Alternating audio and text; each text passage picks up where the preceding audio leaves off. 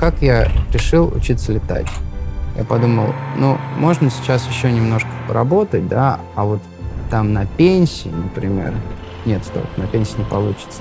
Ты не можешь делать все вот это вот на пенсии, это нужно делать сейчас. Сейчас или, уж извините, никогда, поэтому лучше сейчас.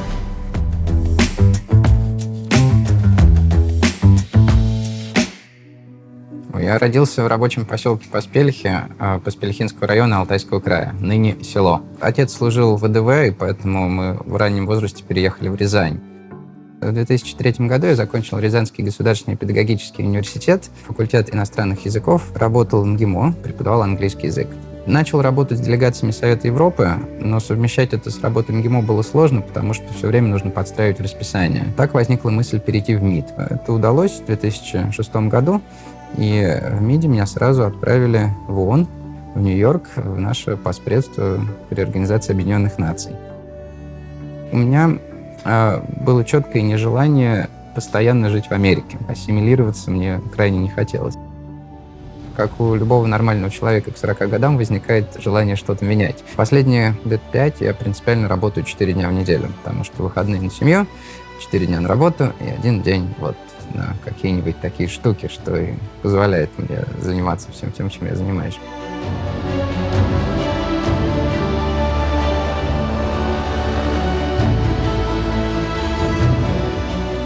Папа десантник, он брал меня на прыжки. Десантники прыгали, их выбрасывали с Ми-8 вертолета. Меня сажали в кабину, я поднимался в воздух, спускался вниз, естественно, не на парашюте, а вместе с Ми-8. И так много раз за день. Было очень красиво и увлекательно. Хотелось летать низко. Это было более-менее на протяжении всей жизни. Ну и когда однажды я приехал на аэродром Шевлино, там случайно увидел автожир. Я выделял 1 день в неделю и выучился примерно за полгода. Наверняка есть такие знаковые моменты. Вот, например, первый самостоятельный вылет у летчиков. Есть такая история, когда ты сначала учишься с инструктором, а потом приезжаешь в какой-то день на аэродром, тебе не говорят заранее, но в какой-то момент инструктор говорит, в принципе, погода сегодня хорошая, сегодня летишь сам. Ты, в принципе, к этому готовишься, но никогда не знаешь, когда она наступит. А потом летишь, делаешь круг, приземляешься, и все. На этот день больше вылетов не будет, потому что у тебя уже эйфория, и тебе просто опасно это давать еще раз. Были великолепные ощущения, то есть я знал, что этот день настанет, но когда он наконец настал, конечно же, было немножко страшновато.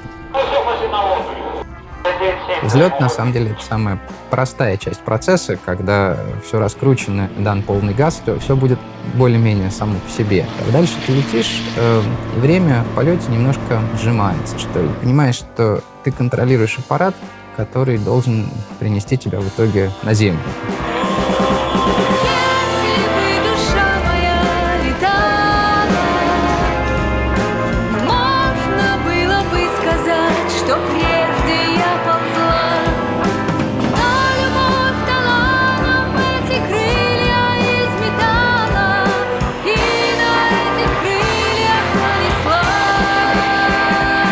Я переводчик, у меня есть переводческая компания IB Translations. Перевод, как вы знаете, бывает последовательный и синхронный. Название «последовательный» очень мне приглянулось, потому что, с одной стороны, напоминает принципы наименования военных кораблей, стремительный, бесстрашный, а с другой стороны, имеет такую пасхалочку в переводческом ключе. А название «синхронный» зарезервировано за самолетом.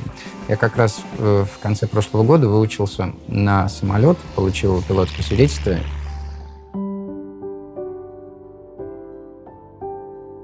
Действительно, я катал уже немало детей, немало взрослых, и взрослые всегда радуются больше. Мне кажется, что для ребенка этот новый опыт очень похож на аналогичный опыт предыдущего дня, вчерашнего, завтрашнего. Ребенок познает мир каждый день, и для него новое открывается буквально каждый день. А для взрослого, взрослый уже позабыл это чувство прекрасного, нового, неизведанного, и поэтому вылезает из автожира либо очень счастливый, либо очень зеленый, одно из двух. Я был в Канаде за полярным кругом, в Южной Африке, на Лимпопо, кстати. Реально, я был на Лимпопо по работе. Америка довольно хорошо изъезжена, Европа вся.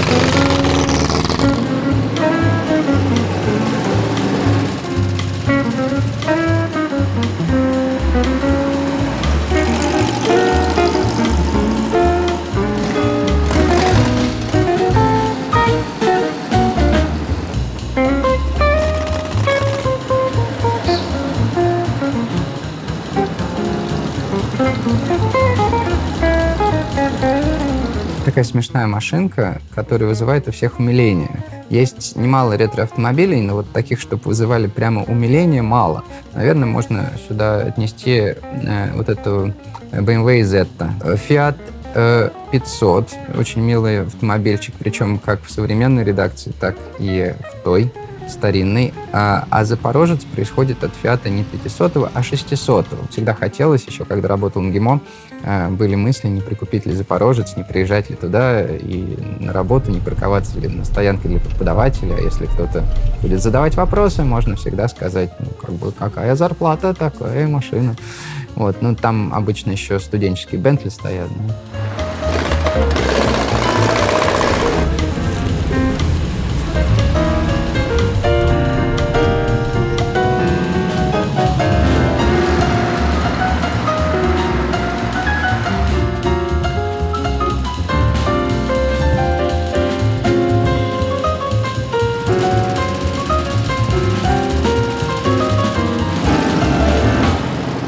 Во-первых, я его не купил, это был большой проект по восстановлению одной машины. Одну машину собрали из 3, и это было в 2011, то есть у меня уже 10 лет.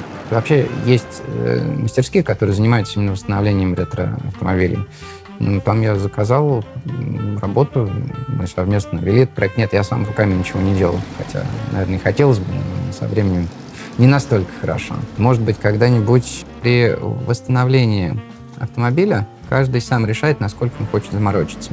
Есть люди, которые стремятся поставить, например, все резинки ровно из той же эпохи. Но это физически не очень разумно, потому что резинки столько не живут, изоляция столько не живет, она обсыпается. И вот эти вот решения принимает владелец. Я не против новодела, если он оправдан. Например, резинки и провода. Или, например, комбинация приборов. Есть немало запорожцев с прогнувшимся козырьком над панелью приборов, потому что они стояли на солнце, все нагрелось, протекло. Сейчас есть новодельные штуки из более стойкой пластмассы. Вот у меня стоит такая, и я не испытываю по этому поводу никаких угрызений совести.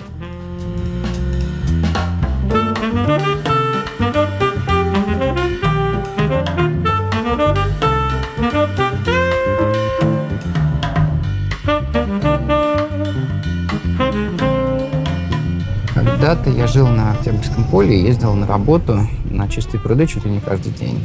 Постепенно в Москве становится довольно бессмысленно держать автомобиль для поездок на работу, поэтому в какой-то момент я стал ездить на нем только на ралли. В какой-то момент это была машина на каждый день пару лет. Самая дальняя поездка была в Смоленск. Самая дальняя доездка была 50 километров до Смоленска. Не доехали мы на Запорожце, потому что он немножко поломался. Я ехал с отцом, и он забыл снять с ручника.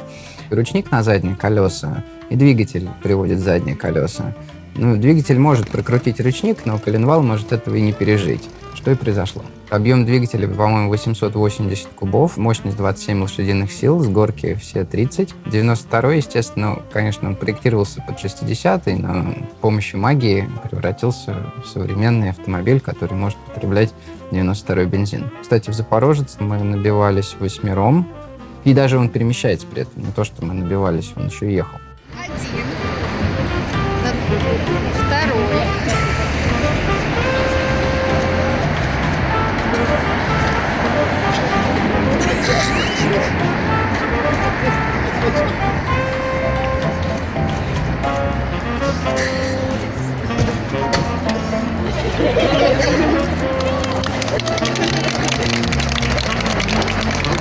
Мне часто на дороге спрашивают, ну, понятно, спрашивают, сколько жрет, сколько прет.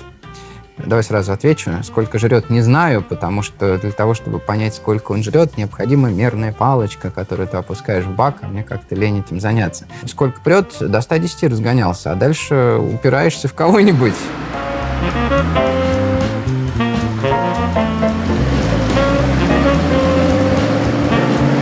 В основном на дороге сталкиваюсь с умилением и желанием уступить, потому что хочется рассмотреть хотя бы сзади. Сигналят все. Это просто ты делаешь мир лучше, когда уезжаешь в город. Я не хочу продавать, потому что я на нем езжу. Дети его обожают. То есть он явно останется там в семье, и они там будут им пользоваться, если он еще будет ездить. Посмотрим. А я не разделяю. Ну, то есть я занимаюсь какими-то своими хобби, вещами, которые меня интересуют, и стараюсь подключать их ко всему.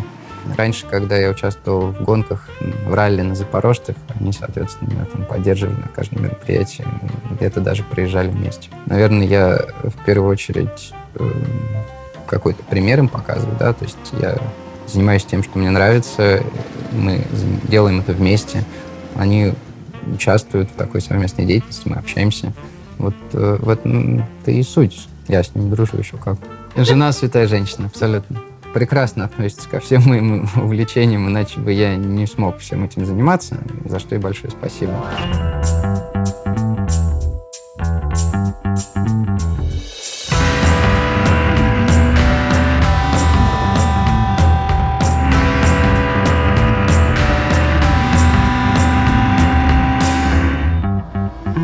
Я впервые сел на мотоцикл в возрасте, по-моему, 7 лет. По Спелихе меня научил дедушка. У нас был мотоцикл Иж Планета-3 с коляской от Иж Планеты-2. Уникальнейший гибрид. Но вот сейчас идет проект восстановления такого ретро-мотоцикла в мастерской. Естественно, не того же самого, а аналогичного. А почему именно такой? Ну, в память, скорее, о своих детских воспоминаниях. Да, хочется разделить свое детство с детьми, конечно. В 2013 году получил права, в 2018 году пересел на Yamaha FDR 1300.